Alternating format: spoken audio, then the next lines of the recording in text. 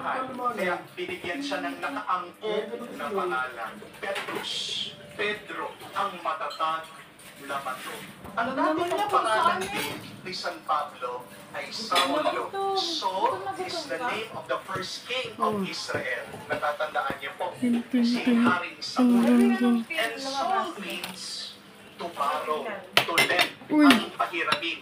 Pero magsimula nung naranasan ni Saulo ang muling nabuhay na Panginoon, nagbago po ang kanyang buhay. Para magkaroon ng tanda, ng pruweba, nagbago ng buhay itong si Saulo, binago din niya yung kanyang pangalan para Romano. His Roman name is Paul. At alam niyo po ba kung anong ibig sabihin ng Pablo? Ito po, ang balik, ang puli, ang aba. That's for you. Dati pong nakakapatay na Kristiyano si San Pablo. Pero dahil tinanggap na niya si Jesus sa kanyang buhay, nagbago na siya. At ang pagpapalit ng pangalan ni San Pablo may tanda na tapat na siya kay Kristo. Inamin nga po ni San Pablo na kahit na tinatawag siyang apostol, siya ang pinakamaliit, siya ang pinakahuli sa lahat ng mga apostol.